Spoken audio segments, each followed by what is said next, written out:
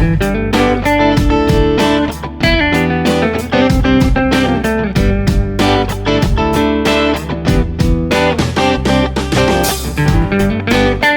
to the Working While Homeschooling podcast. Our mission is to help homeschooling parents make money, maybe even have a career, while continuing to homeschool and without losing their sanity. My name is Julie. I am your host and the resident career coach for WorkingWhileHomeschooling.com. I want to thank you all for joining us here for Season 4. Today's episode is entitled A Day in My Working While Homeschooling Life. But first, a brief announcement. The 2022 calendar planner pages are designed to help you take control of your time so that you can organize your life and live it to its fullest potential. These downloadable pages are fully loaded with extras such as goals and brainstorming pages, inspiration trackers, a vision board, more trackers for projects, habits, and finances, and more. Designed to complement my Work and Goals journal as well as my Setting Goals and Actually Achieving Them course, these calendar planner pages are perfect if you are ready to organize your way to career clarity and success. I thought today I would share with you a glimpse into my typical working while homeschooling life.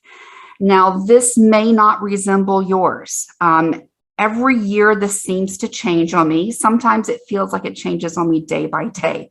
But in general, every season of life of my kids, I have to evolve my work around them.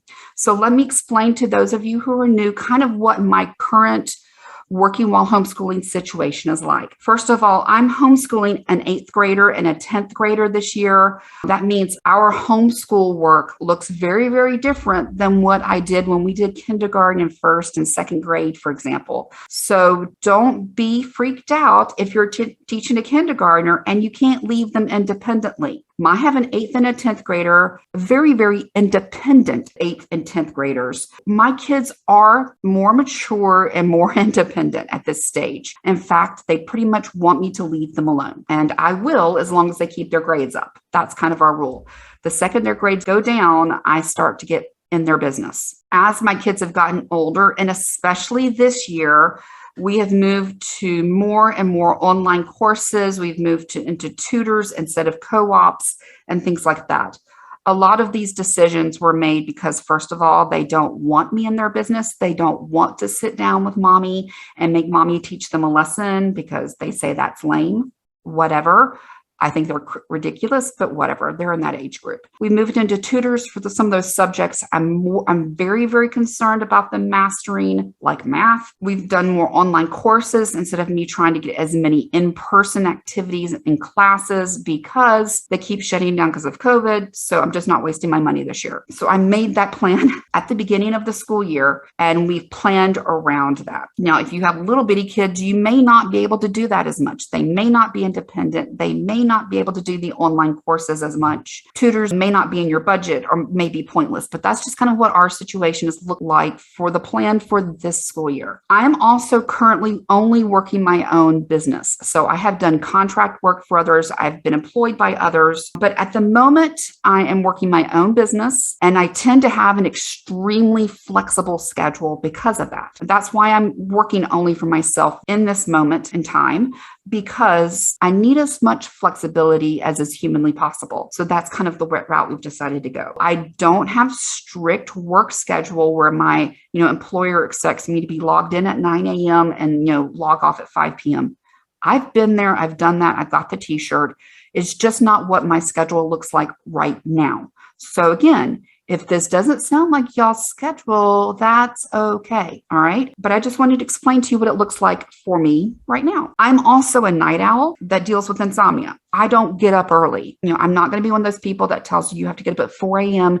and get your entire day complete before your kids wake up at 8 and all of that. That is not me. And in fact, I don't know how you people do it. So if you are not a morning person, listen in. I also deal with insomnia. So even when I do go to bed on time, I don't fall asleep. I tend to sleep later in the morning, which you'll hear about when you get to my schedule. And I do that on purpose because, frankly, I need that extra hours from 6 a.m. to 8 a.m. because that may be the best sleep I get all night, to be honest. So I purposely don't force myself to get up at 6 and 7 a.m. when I don't go to sleep until 1, especially right now while I have a flexible schedule. I'm going to take advantage of it. Why not? So those are kind of the things that set up my, let's say, situation in which we homeschool. So here's a day in my working while homeschooling life. First of all, I am trying to wake up at 8 a.m. Okay, a goal. It doesn't always happen. If I've had a really bad night, I will sleep in. I forgot to set the alarm clock this morning, so I slept till 9 a.m. by accident. The reason I choose 8 and not earlier is because my husband is done getting ready in the morning. He is kind of almost out the door, which means we're not fighting over the bathroom and all of that. So why get up if he's going to be hogging the bathroom? You know, that's kind of how I think about it. Now, when I'm doing client calls, my kind of office hours when I've got scheduled client calls are from 8 to 10 a.m. and then 8 p.m. to 10 p.m. unless they need time during the day. But I've got those 2 major blocks off for client calls because they tend to like first thing in the morning or last thing at night. So if I know I have a client call at 8 a.m., of course, I'm going to get up at 7, unless they specifically ask for in the middle of the day. Sometimes clients will want their lunch break. Now, my kids are morning people. And again, my kids are older. I do not have to get them dressed anymore. I don't have to feed them because they can feed themselves, all that kind of great stuff. They like to get up at 6 a.m. and start their day. Now, they're not cheerful about it because they're teenagers, but they do wake themselves up and they get up and they start their day. We've kind of made it a habit, and now it's a habit for them that they get their schoolwork done first thing so they can have the rest of their day free. Their logic is, I don't want to be doing school till 4 o'clock in the afternoon. So if I get up a little bit earlier, I can get it done by 1 and I have my whole afternoon to do what I want. I'm not messing with their logic, guys, because it seems to work. So they are often up and they're already at their desk and working by the time I get up. Now, their school desk, we have this really, really, really wide hallway going down our apartment. So their desks are actually in the public space in that hallway. They're often, frankly, sitting right outside my bedroom door at their desk working by the time I get up at 8 a.m., which is great. They might have half their schoolwork done. One of the things that actually makes that possible, and it makes it possible for my kids to be pretty much independent with their schoolwork, is the fact that I plan all of our homeschool year stuff all at once, and it's saved on Excel spreadsheets. And basically, the Excel spreadsheet is put up every single week. So it's always sitting up there and it shows them the next thing they need to work on. They don't have to wait around for me to tell them what to do. So Monday mornings when I wake up, before I even get dressed, I go grab my cup of coffee because nothing happens without the coffee. And while I'm drinking my coffee, I sit there and kind of adjust and update and then print out the spreadsheet for the week and go hang it up on their board. Now, because we're using tutors, we're doing online classes and everything, some of our tutors are scheduled to arrive by 9 a.m. in the morning. I kind of get up at 8, try to get my day started, get dressed and everything before they show up at 9. I will admit it doesn't always work. And when I wake up at 8:59, like I did this morning, because my doorbell rang and the tutor was here, I go tell my kid, go answer the door while I get dressed. I'll be out in 15 minutes. Life happens, folks. So,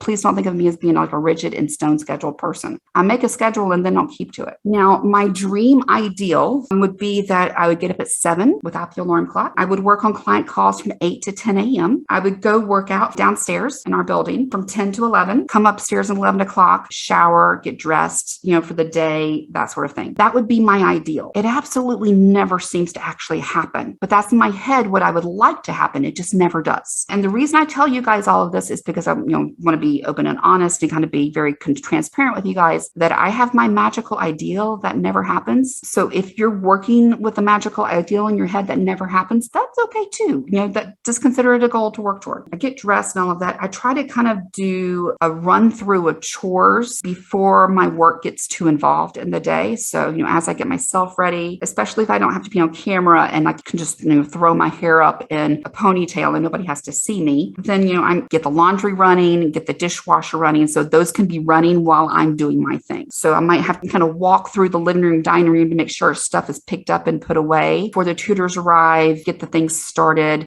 do everything to get out of their way because they kind of take over the living room and dining room when they're here so that they show up to a clean house. So I try to kind of get all of that stuff out of the way so I can kind of work at my desk while the tutors are here. I'm busy cleaning, in the kitchen or whatever it might be. The way I've structured my week, okay, because I have a lot of flexibility in my hours, as you recall. I like to get all of the house to-dos and the organizational to-dos off my list first thing Monday morning. And I will do things like go look at my board and make sure I have meal preps for the week. And once I do that, I figure out, okay, what do I have or what what do I absolutely still need? If a recipe needs sour cream, for example, I make sure I actually have sour cream in the fridge. If I don't, it goes on the list and I need to get it this week before I do my meals. So I try to run through and make sure the meal plan has been prepped.